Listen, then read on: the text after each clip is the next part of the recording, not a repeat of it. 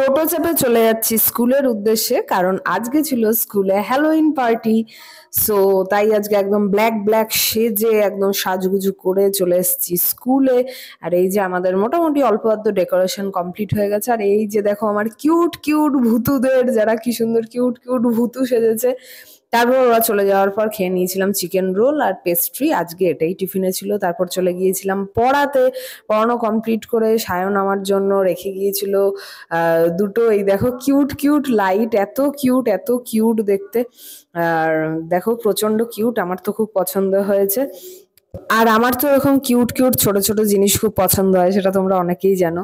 যাই হোক, তারপর সব কমপ্লিট করে চলে এসেছিলাম চেঞ্জ ফেঞ্জ করে একটু মামা বাড়িতে। আর সুম্পি নিয়ে এসেছিল কেক, যেটাও অর্ধেক খেয়ে নিয়েছে। সো আমার জন্য একটু রেখে দিয়েছিল, দারুণ ছিল কেকটা। তারপর ও তৈরি করেছিল ফ্রেঞ্চ ফ্রাই এর মতো। তারপর আমি একটু চুলটা আমার হেয়ার কাট করে নিলাম, কাট করে একটু কসমেটিক্সের দোকানে গিয়েছিলাম, কিছু কেনার ছিল।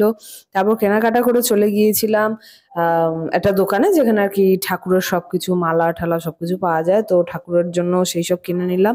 আর এই যে দেখো আমাদের পাড়ার প্যান্ডেল, সেটা করেছিল রাজস্থানের হাওয়া মহল, যেটা ভালোই করছে এবার, খুব বড়। আর আমাদের কুরুর প্যান্ডেল মধ্যমগ্রাম বারাসাত যে কত ফেমাস সবাই জানো। তারপর একটু ফুচকা আর আইসক্রিম খেয়ে নিলাম।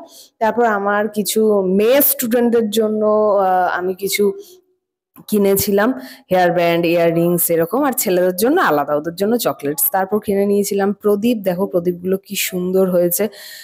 বড় প্রদীপ ছোট প্রদীপ এরকম মিলিয়ে সব কিনেছিলাম। তারপর এই যে রাতের পড়ানোগুলো কমপ্লিট করে নিলাম, কমপ্লিট করে ঠোরে একটা বিজি দিন কাটিয়ে বাড়ি চলে আসলাম। টাটা।